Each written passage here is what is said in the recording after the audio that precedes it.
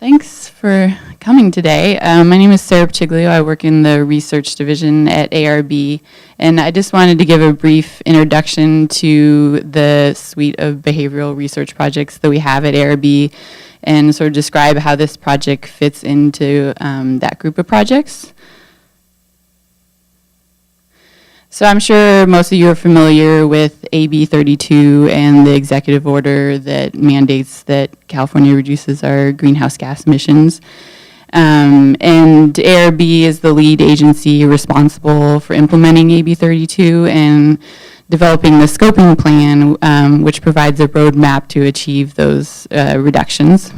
So we have cap and trade along with a suite of other measures such as ultra clean cars, low carbon fuels, renewable electricity, and buildings are a crucial building block in ARB's efforts to meet our greenhouse gas reduction goals.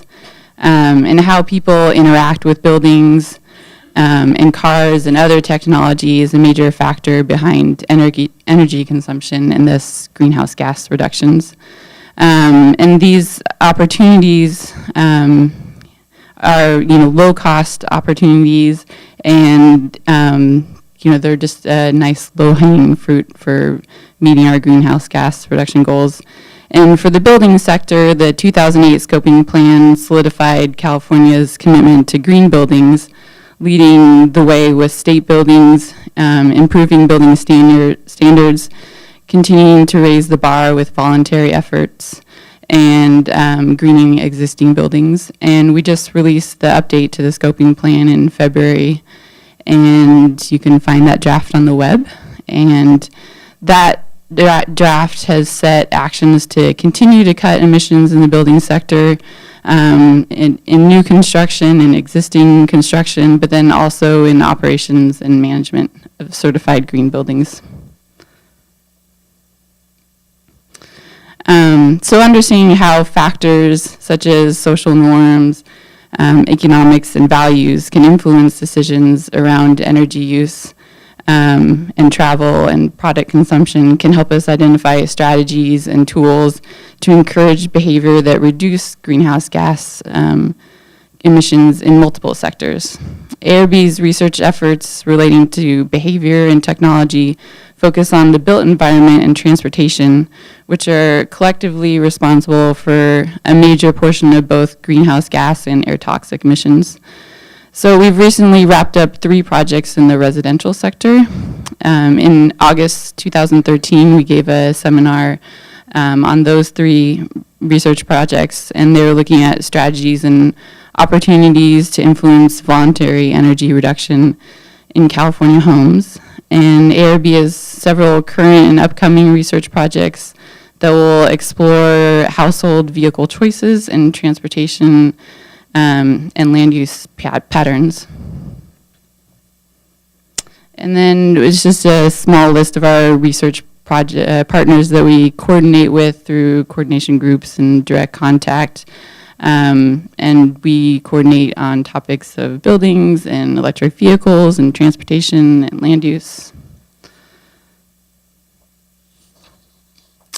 And then here are some links for where you can find our final reports and archived videos and slides. So if you're interested in those research projects on the residential sector, you can find the archived webcast and presentations from that August 2013 seminar.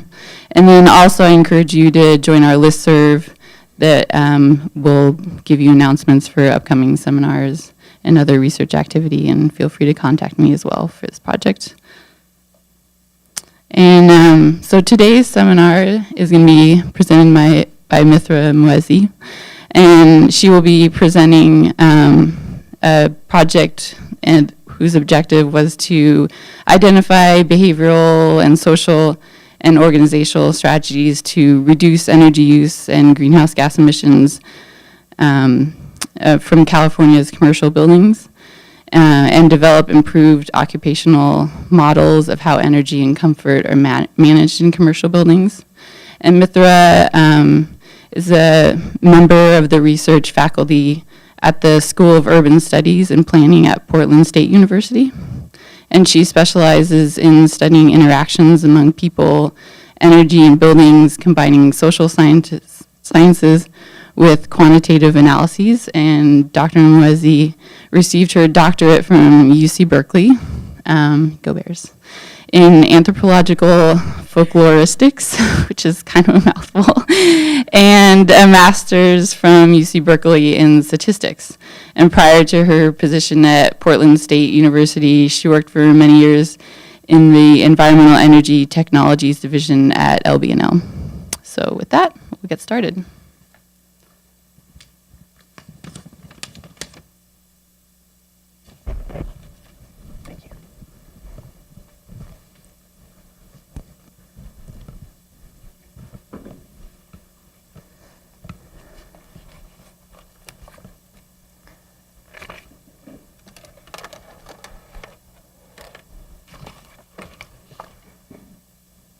Building operators influence a tremendous proportion of the energy use in California's buildings. And there's both technical estimates and popular estimates that put the potential savings from changes in operational and in how buildings are operated at 15 to 30% in many buildings.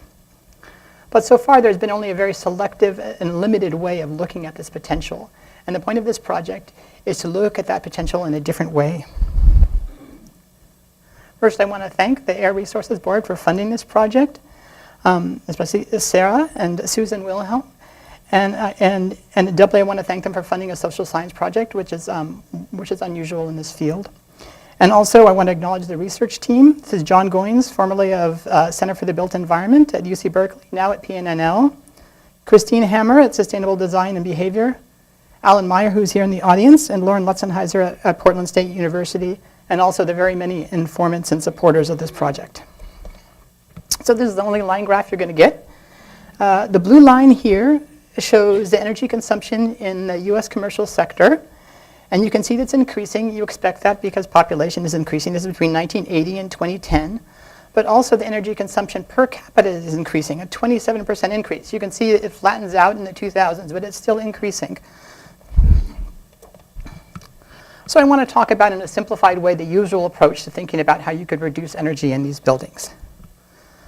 You might imagine a building, usually you might think about sort of an office building, maybe a Class A building, looks pretty new, pretty nice, and you think things inside there work pretty well. There's a good staff. And that the occupants in this building are relatively homogeneous and well organized and controllable, or at least they could be controllable. So when we think about reducing energy use from this perspective, we usually think about the energy efficiency gap. Why aren't people investing in energy efficiency as much as we think that they should? And this first brings attention to investments. Why are people underinvesting? And there's many reasons we might think of why. Usually that they don't know enough about it, or the hurdle rates are too high.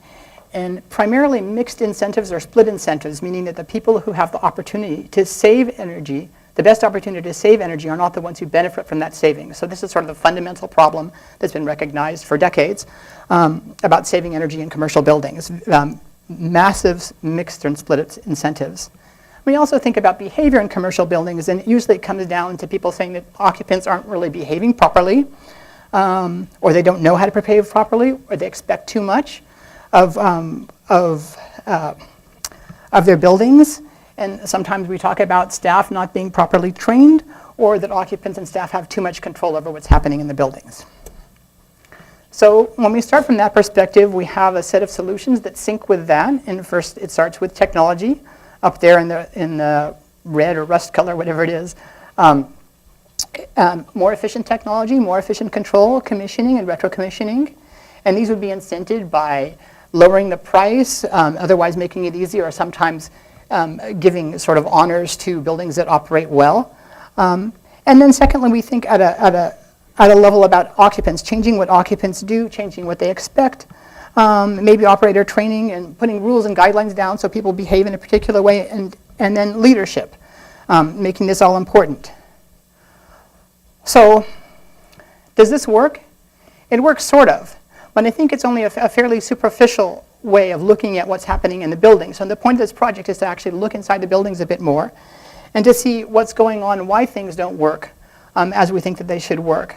Because this system can also fail to see the relationships between people and each other and between people and things, how buildings actually work. If we start looking about that, can we find a different set of incentives rather than just saving energy? And sometimes forgets the purpose of a building, and also fails to take account of some things that are well known, in particular design performance gap. This is usually talked about in new buildings, that they don't perform nearly as well as they're designed to, and sometimes by orders of magnitude. They use more energy than you expect because it's very hard to predict how a building will be used. And also just in buildings that don't really work as smoothly as we might think in models. People have lots of trouble in buildings. There's negotiations and conflicts. People override things. They cover sensors. They do all sorts of things. They adapt to the conditions in the building. They cope. They tolerate. They despair. They override. So buildings are not maybe working as well as we think about when we're thinking about how to save energy in a theoretical sense. One of the inspirations for this project was this report that came out in 2009 by the Inspector General of the Department of Energy. I thought this report was very interesting and brave. They went to 55 DOE buildings, and they examined whether these buildings used the prescribed setback over the weekend. Did they set back the thermostat over the weekend? And they found out that nearly 2/3 of them did not use the prescribed setback. So the question is, if DOE doesn't do it, and DOE has rules, and DOE knows, then how can we expect other people to do it? So this is why we wanted to study building operations, and because we began to see building operators as a missing link, as they even called a missing link, which was already there. They link the end users of a building to the technologies of the building. In that sense, they influence a tremendous part of the environment in which people are in, as well as the energy.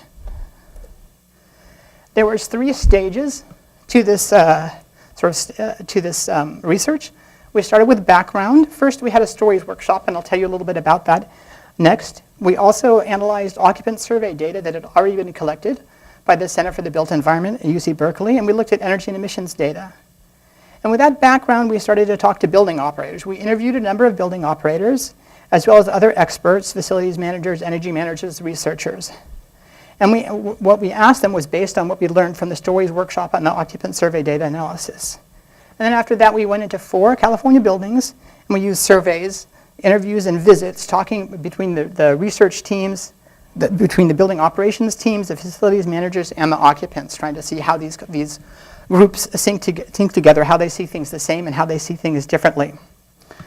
So we knew when we went into this project that we weren't going to be able to get a representative sample, because how would you even get a representative sample of commercial buildings? It's hard to get into a building even. And we also can't have a huge number of buildings. But what we did do is focus on, and this would be natural anyway, on buildings that were fairly high performing. Energy Star, LEED. And from these buildings, we can learn not only the problems that other buildings have, but also ways that people have come around and solved some of these problems. The stories workshop was designed to be a kickstart to what we were thinking about. And in the energy efficiency field, it's often hard to say anything negative about energy efficiency or anything negative at all. We're sort of constrained as to what we can say. And the idea of the stories wasn't to be negative, but to find a way to get quickly at the experiences people had actually had with managing energy in buildings and negotiating between occupants and systems. And these stories are sort of crystallize maybe what you need to know that actually speaks back to maybe normal mental models of how buildings work.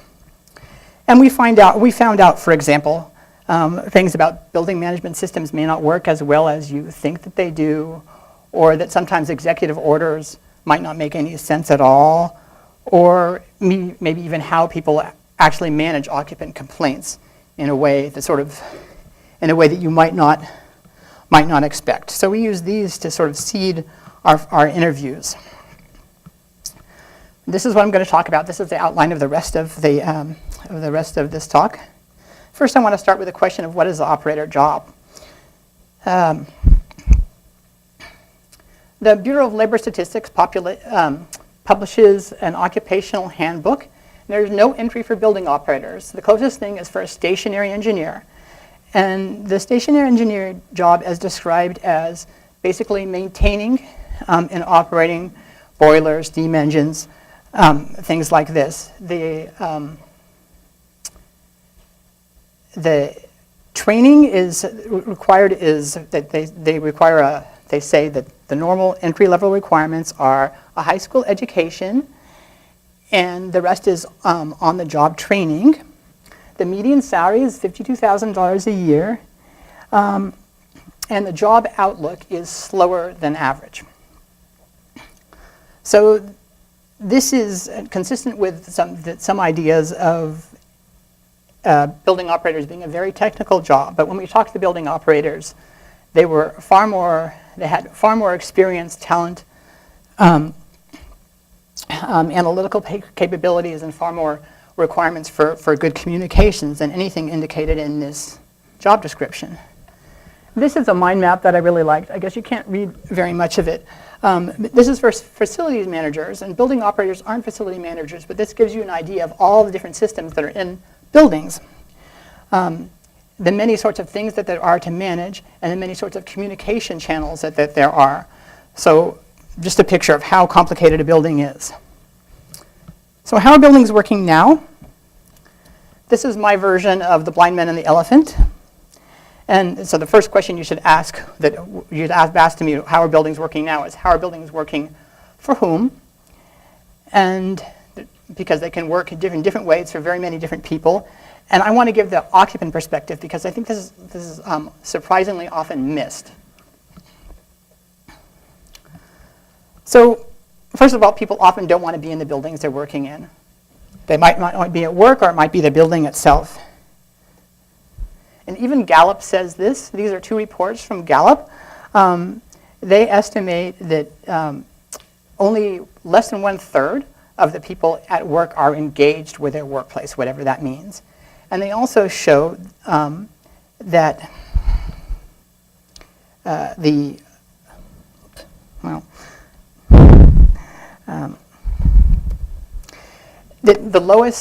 lowest row here, the lowest category of well-being is in the work environment, 48% there. So people aren't really crazy about being at work. The Center for the Built Environment has developed and administers an occupant satisfaction survey. And this satisfaction survey asks about some basic satisfaction with things like the thermal environment, air quality, noise, and other things. And they also drill down as to what people are satisfied and what they aren't satisfied with. And the point here that may be surprising is that people are not very satisfied in many buildings. These are for buildings in the United States as a whole. We see 40% of the people say that they are satisfied with the temperature in their building. 60% are less than satisfied. Air quality is a little bit better.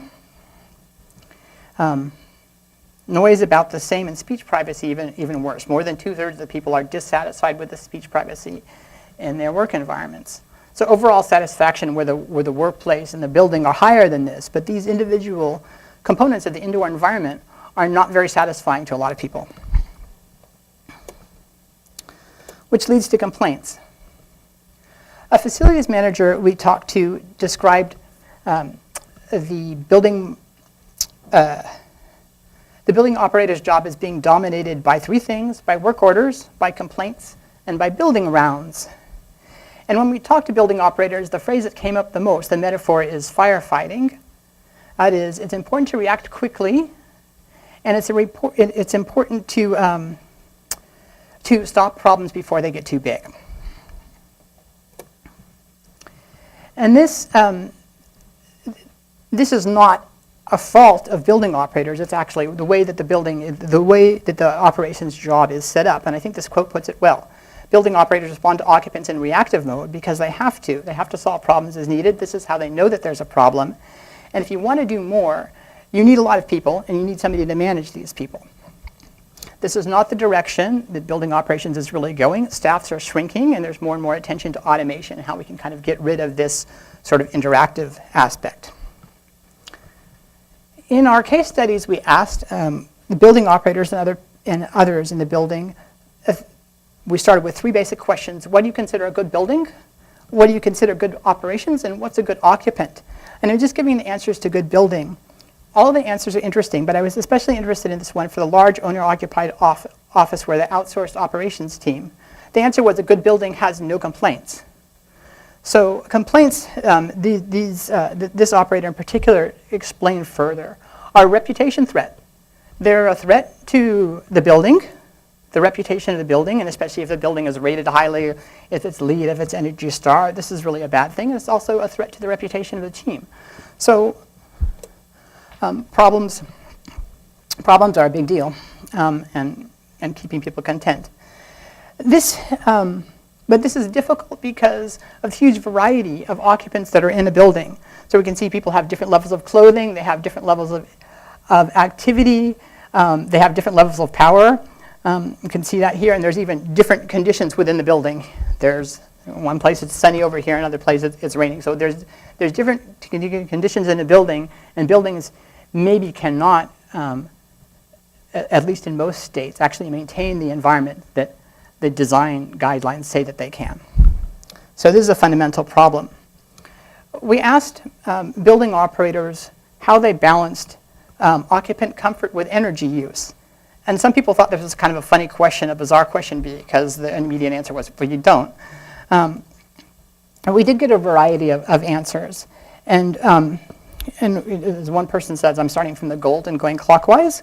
If an occupant says, I need something to change, I change it. I can't, that's what I do. They know maybe this is wrong, but they want to make it work for the occupant. And this person was actually very attentive to balancing energy use and what occupants demanded, asked for. But this is clearly, the occupant is going to win.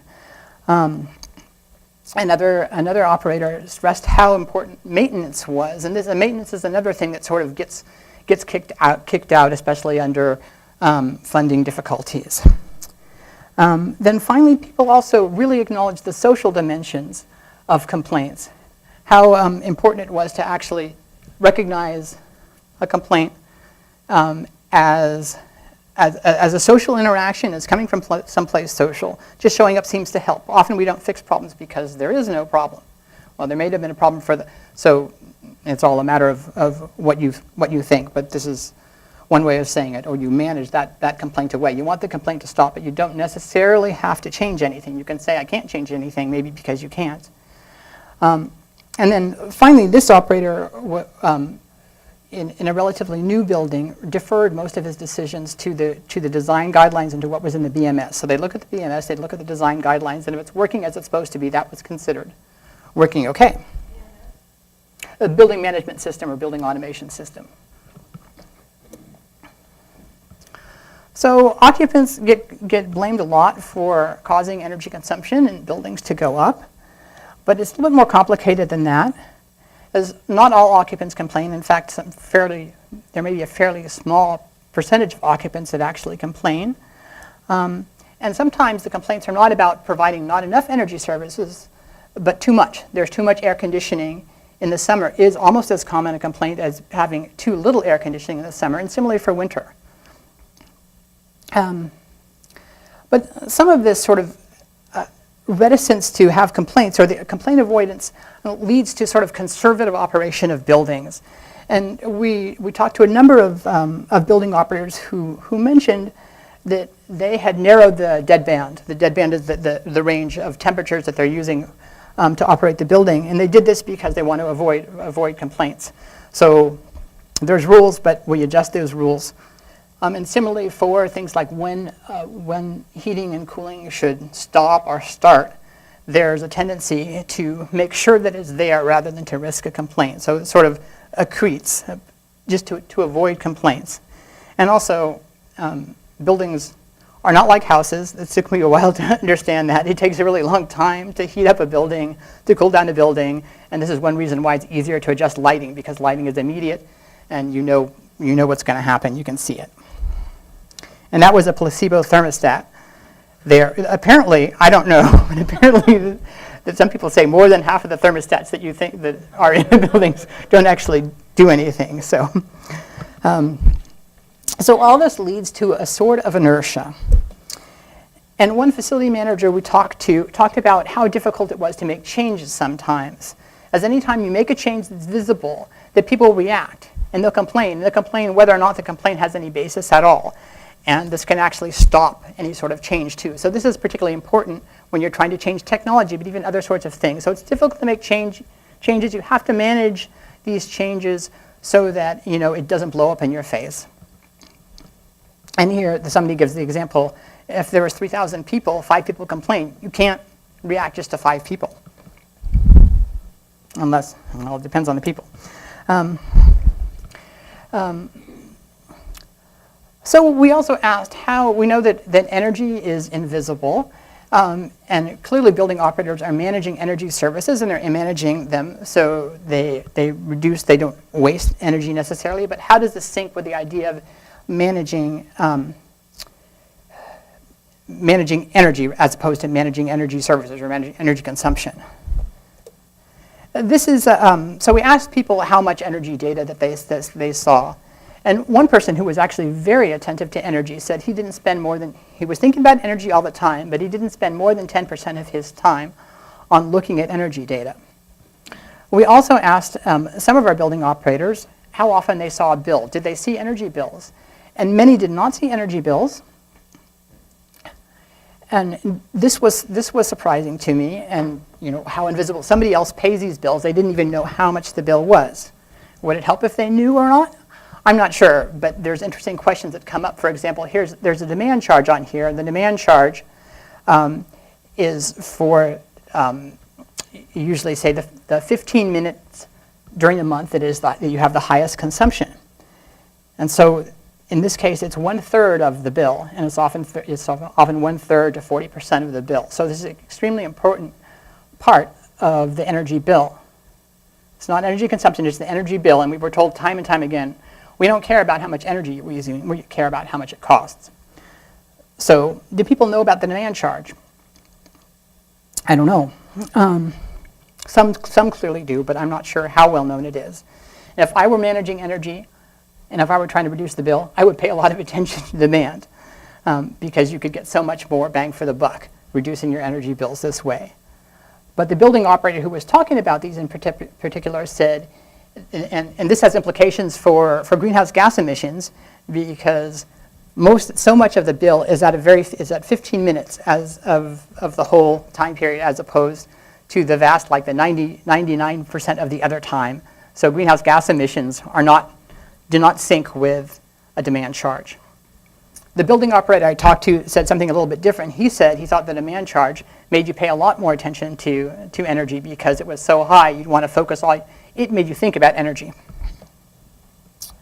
One facility manager we talked to found some way around this kind of invisibility of bills, and that he held monthly meetings with building operators talking about the bills and how to reduce them, what was going on. So this actually made managing energy or managing the energy bill something, whereas before it might not have been something. And so this reframing that might seem sort of simple, I think, is important. And one energy manager told us this. They said, you can spend a lot of time trying to reduce energy use, and you may be very successful at it. But unless you can demonstrate this to the people that will pay attention, unless you can document what you've done, then it might not be noticed. Nobody's going to care if you just save energy. You have to show what you've done. So we did not focus particularly on technology, but we did get to a number of technological discussions. As somebody said, we want to be on the cutting edge of technology. We don't want to be on the bleeding edge of technology. So building operators can be really important to getting new technologies to work. And new technologies aren't plug and play. They often take a lot of time to actually get right. And somebody said that it takes 15 years for a building, for a new technology to work. Adopting these kinds of new technologies is a risk. And one of the things we heard is that people don't have enough information about what technologies work, how well that they do, that they need more information about what technologies work, and maybe even more peer information about what technologies work. And I think the same could be said about strategies for reducing energy or for managing the trade-off between the occupants and energy. So more information is needed, and also consistent funding and incentives for technologies that actually work rather than changing things around. So building management systems, this is a bit sensitive to talk about because there's so much attention to building management systems. There's a lot of money in it, and there's a lot of hopes for using building management systems to reduce energy use in buildings and to otherwise make building operations more efficient. And in our study, we didn't shadow people how they were using building management systems, so we don't know exactly. But this is a sense that we got from talking to building managers, from talking to researchers, and from some of our reading, that the people we talked to really liked their building management systems. They liked them. They didn't criticize that, but they were not very usable. They were often not usable. Many capabilities weren't used. Sometimes it could make things worse. This is a hand-off auto control here. So in the old days, you could maybe see what was going wrong, but with a building management system, sometimes what's wrong you cannot see. And this makes problems not very easy to fix. One term that a building operator used for his job was Rolodex engineer. Meaning, not all building operator jobs like this, but you call out, when you need somebody, you call them out. You use your Rolodex to call the people that you need. And a lot of building management systems may be designed for this sort of thing. That is, the service contract is part of the deal. You have to call somebody else in to fix this problem. And that's not always easy to do. There's also, in building management systems, we heard of surprisingly low levels of training. This isn't the building operator's fault, but for example, we've heard one case there was 15 minutes of training for the building management system. They wanted to know more, but it's hard to know how you would know more. And another very short sort of introduction to building management systems. So usually when people recognize that building management systems might not be working as well as they could be, the discussion goes to, well, we have to train people better. I think that's only part of it. And I think we have to be very careful not to blame building operators for something that might be really a usability problem. So this usability problem that we did not, is something we could not investigate, but I think needs more attention. How usable, as opposed to something you want to sell, a building management system, you want to sell it to somebody. What would it be if a building management system was designed to be easily usable in a building? Michael Bobker, who teaches building operators in New York, made this very important point. He said that we spend a lot of attention saying what a building management system should do, what a building automation system should do to the building, speccing it out, how should it save energy, what it can do.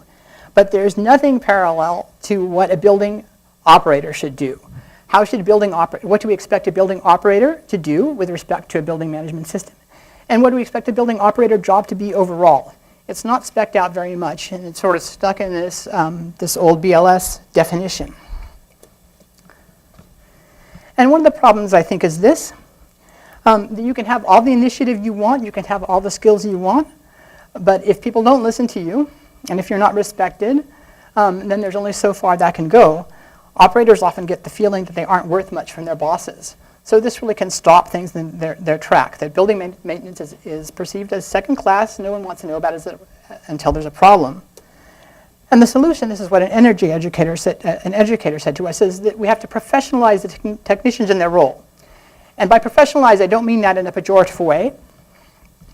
I mean have building operators be better recognized as professionals for all the power that they have. You need to get the boiler room people into the boardroom so they can communicate, and they need to be listened to. So this is a summary of what I've said so far.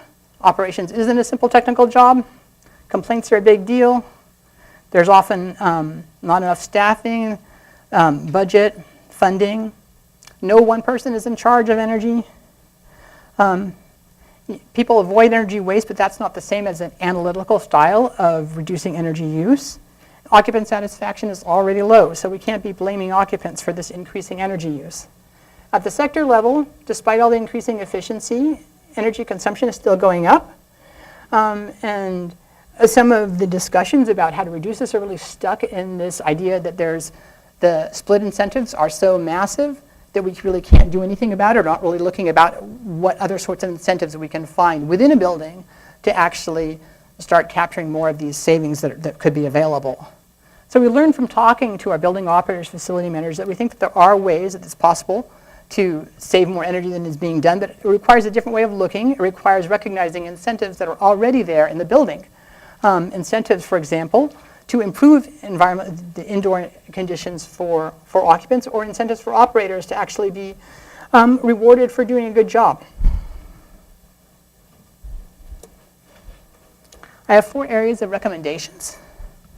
And the first one is to increase the visibility and support the professionalization of operators.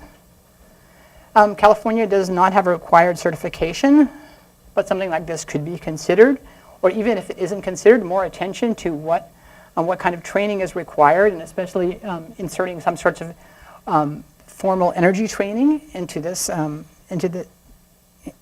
curriculum.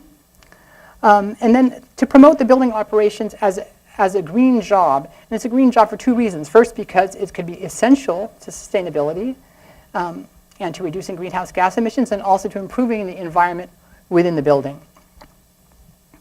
So getting the right people into a better compensated position that is also recognized as being part of the green economy. And also to include operators, not just as somebody who's supposed to sign off on something, but as true partners in programs and policy and research, and even in building design. Not even in building design, and of course in building design. Then the second area of recommendations is to improve the technical support for managing energy. We know energy invisible is difficult to manage, but people want more trustworthy information on what actually works, and consistent policy support. I think there also needs to be more, and this is an obvious one, more thought as to what energy data would actually help, and work on BMS usability in real buildings. Then third, more nuanced integration of indoor environmental quality and energy efficiency. As I said, that occupants aren't already satisfied, and the satisfaction is surprisingly poor. Is there a way of improving this satisfaction? For example, rather than relying on complaints, which are sort of a double outlier problem, only some people complain, and it's only in some parts of the building, is to do different kinds of assessments of how satisfied occupants are in buildings, and to figure out ways to use that to better optimize, rather than this really sort of crude complaint-centered version of managing occupants. And then there's often very little education for occupants as to what they should expect from a building. And there's no really educator to do that kind of thing, other than the, not random, but other than the interactions that they might have with a building operator who can help them understand how things are supposed to work. But that there's nothing guaranteed about this, about having this interaction. And then finally, to see buildings as social systems. They're not just collections of individuals or things, but they're dynamic relationships. And the key, I think, to capturing more of this potential is to actually pay attention to these dynamics, pay attention to the incentives that are already there, to conduct your research in real buildings. This is hard. Nobody really wants a researcher hanging out in their building following them around, but I think there's ways to do that. And to observe, to pay attention to things that go wrong, and not to hide them away, as well as to things that go right. So this is my last slide. And it's sort of a question back. The question is, where would we go? Where would one go from here? Social science research isn't the kind of research that we're really used to receiving in this field.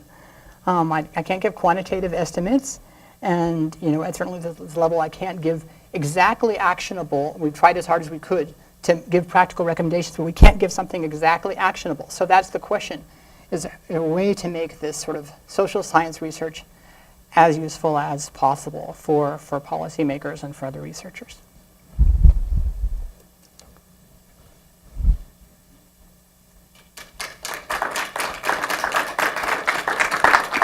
Do you want to take this as the first question? Okay. Well, thank you so much. This is a great talk, and I remember when I first read your report, I was really struck by how completely unaware I was of so many issues that the building operators in the building I probably work in have to deal with every day. So, and I love that you really did a great job of outlining the issues and potential strategies for making change. We have one question from the web from Michael Bostic from the Bay Area Air Quality Management District. He asked, what about building owners? Aren't they more the issue here? While comfort is king, costs are more important, aren't they? Why are building owners not more interested in greening their buildings when it's very clear that, for instance, changing out their old boilers for new, more efficient, smaller boilers increase temperature responsiveness and energy flexibility and provide at least 20 to 25% energy reduction and a quick cost recovery? Don't workers and tenants want and wish to rent green buildings, thus making the building even more money? Or are regulators the only way to compel the owners to make these investments? Okay, that is a lot of questions. We did not study building owners. They're clearly very important here, and one of the things we did here was how important things like LEED and Energy Star are to leading, greening buildings. But also, currently, only a few percent of buildings are LEED or Energy Star rated. It's not interesting to everybody. It can't be interesting to everybody. It is an elite kind of thing. So how that market transformation kind of works, I don't know. It will transform some, but it's not going to transform anything. And one of the things we heard from building operators sometimes is the people who were asking that things were on more, that there was no start or stop time, that it was always ready for 24 hours, was the owners. The owners did not want these complaints either. So should owners care about making more money from their buildings? Probably they do, but they often see energy cost as fixed, we understood, rather than actually as a controllable cost. So maybe that's one of the keys, is we can start to see, to make a better case for energy costs as being a controllable cost, even if it's only a small percentage of actual building costs, maybe 1% or something. Yeah, Hello? If building owners were responsible at all, wouldn't it be maybe just to raise the status of the operation technicians and maybe to hire more of them to, look at more opportunity for reductions in management? Are there any questions from the audience? I wonder to what extent, when you looked at those surveys on building comfort and stuff, there were situations where some workers want air conditioning because they're hot, and some, they don't like it blasting on them. And how is that dealt with? And are some buildings more able to deal with it because they're better balanced, like on an individual level or anything like that?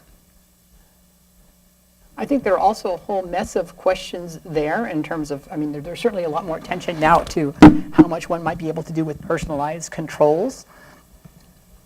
But, even beyond that, it depends on the building. And I think that there's probably a tendency to provide more services, more cooling, to provide more rather than less, because it's sort of a form of hospitality. I think you can play, nobody said this, but as a form of hospitality, providing more is better than providing less, and it's just a kind of a basic way that that we work here in a consumer consumer culture. So, as to the controllability of buildings, I think it's a huge issue, and there's little things that people do. For example, if you have an office where the windows are, if you don't close the window just right, if you don't latch the window, this can make a huge difference in the temperature in your office. So this is sort of like a highly controlled building, highly designed building. So there's little things that you could do that really could screw things up. It could drop the temperature in your office by 3 degrees or something. So there's lots of little things that end up influencing that as well.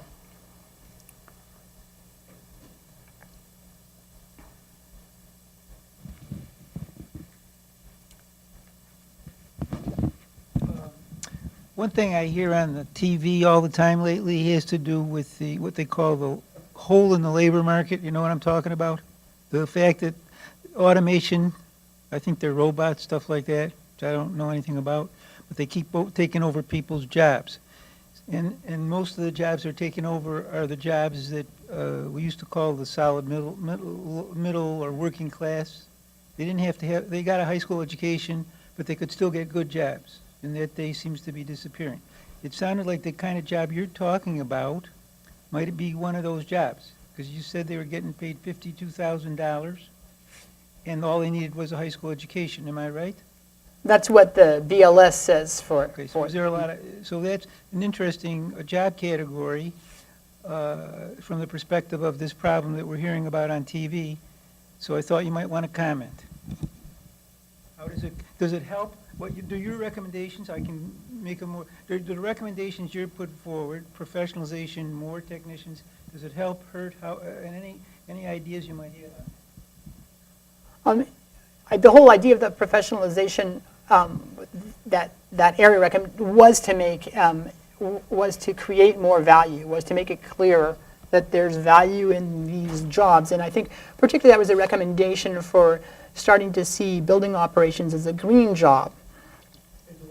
As a green job, as part of the green economy there too, because that is one way of maybe adding a layer of respect to respect and the idea that there's a lot of job growth there, because as it is, as you said, the job growth was predicted to be slower than average too.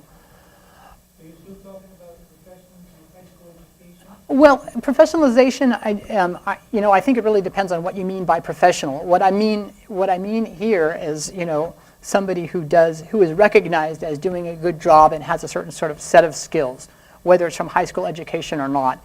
Certainly training is going to help there too. Whether it's a certification or not, I don't know. So that's what I mean by professional, that recognize everything that goes in, the complexity that goes in to these jobs that might otherwise just be considered technical. Not that there's anything wrong with just being technical. Does that make it any? Oh, yeah, it does. I think it's a tough question. Yeah. It just sort of caught my attention that you're hitting one of the major social issues that has nothing to do with energy efficiency. You might think on first glance, but when you get into it like you are, you see connections. So put it out and you see. Thanks, Si. We have another question from the web from Jenna Latt at ARB's El Monte office. She asked, did your research look at building operators in leased buildings? It would seem that more energy efficiency opportunities could be utilized in leased buildings. We did look at energy efficiency. We did look at some building operators in leased buildings. We didn't do enough it's not a statistical study, so I don't think I can sort of separate out the results. But certainly leased buildings are, there's such a huge variety of different ways of different types of buildings and different ways of organizing how they're managed that I don't know how to, I don't know how to speak to that, but I think there could be opportunities in any building, and it depends on how these things are sort of, on the details of the organization.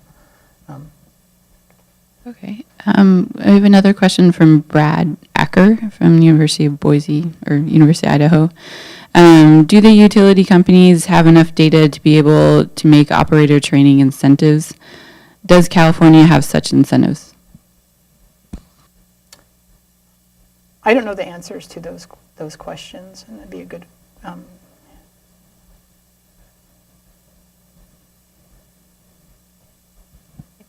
I don't know if it's related to the prior question, but it actually deals with the utilities.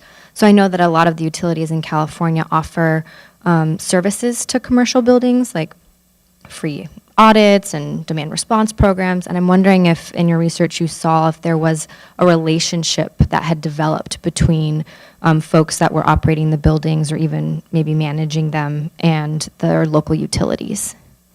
Yes, there certainly was a relationship. And people sometimes really praise the kind of support that they got from their utilities.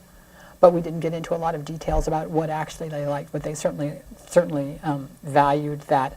But I also want to say that this is also something that requires enough staff to actually pay attention to this too. And so this is one of the problems when people don't have enough staff. They can't necessarily pay attention to these kinds of opportunities. And you know, sometimes people really want to do something and they don't have the funding to do it, and they can't get a rebate for some sort of strange reasons in the code, or so a lot of people are left out sometimes of these kinds of things that work very well. So expanding those programs in some way and making maybe them easier to access would be maybe a great step.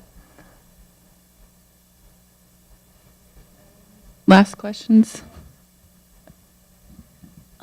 So I'm thinking that a building operator is a less technical, a less demanding version of a stationary engineer.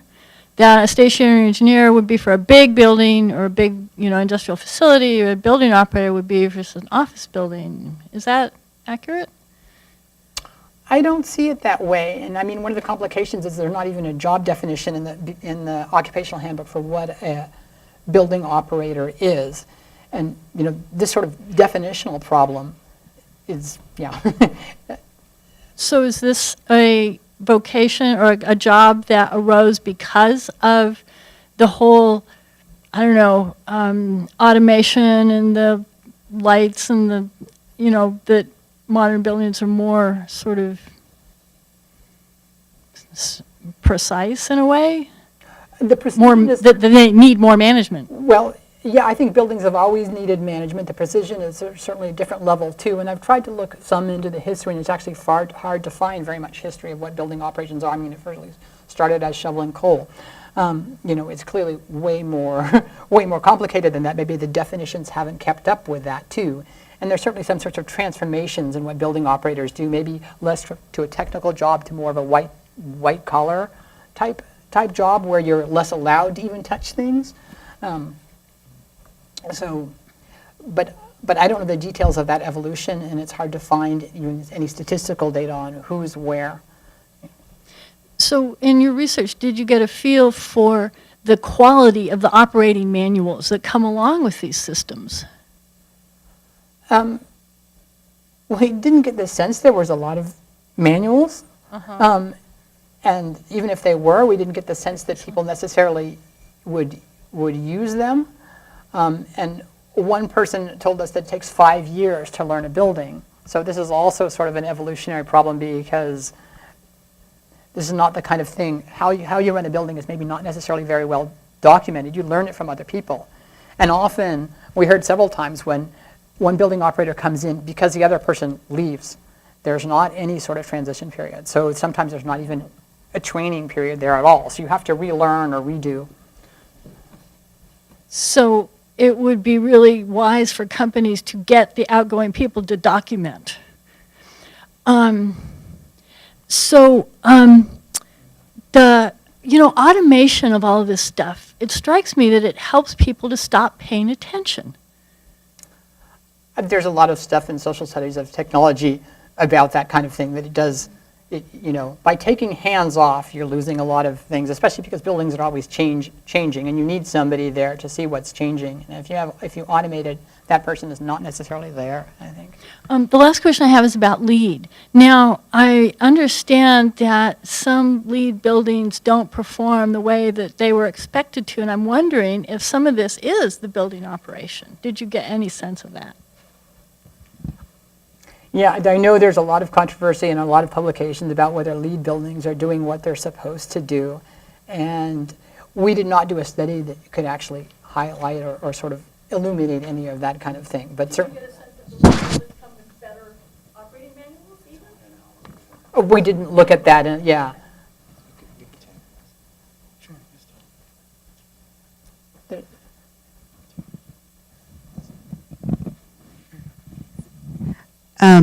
I really appreciated the presentation. Thank you. Your 4 areas of recommendation were very intriguing to me. And I'm wondering, if you were governor and you could see, one next step happen, would you want the state to do some kind of recognition program that would encourage building operators to pay attention, or would you imagine instituting some kind of green workforce training? I'm just curious where, in your mind, would be an interesting direction for the state to start to take things. I think both of those, I'd have to think more about that question. I think both of those areas are really, really important. Anything to sort of promote the idea that, building operators are important, that they have value, because, sometimes it's sort of maybe shocking the extent to which this is not seen as a valuable and a powerful sort of position. So recognition, yeah. And I'm also wondering if, and maybe this is a rephrasing of a question from earlier, but in this age of big data, do you see any movement in the private sector to try and come in and make an intelligible, effective BMS, a building management system that might empower operators to notice, to make a difference, and to have it show up in the bottom line? I think there's some movement in that direction, but I don't know enough about the BMS industry in particular to speak to that. But the data problem is a huge one, because even for data for a house, it's hard to figure out how you're supposed to use data for a house, and so, yeah. So I'll watch OPower. Okay, and the last question, you mentioned earlier that it was one of your early slides, that there are even executive orders that aren't really implementable. I was curious if you had one in mind.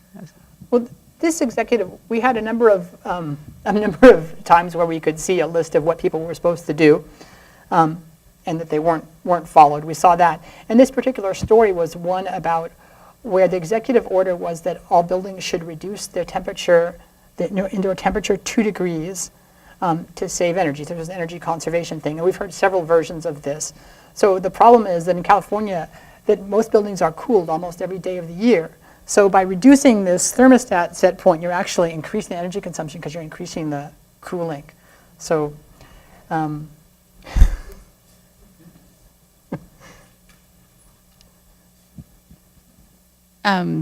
we also got a comment from the web from Cynthia Putnam. She just wanted to let us know that the California IOUs sponsor building operator training and certification programs in energy efficiency through the National Building Operator Certification Program.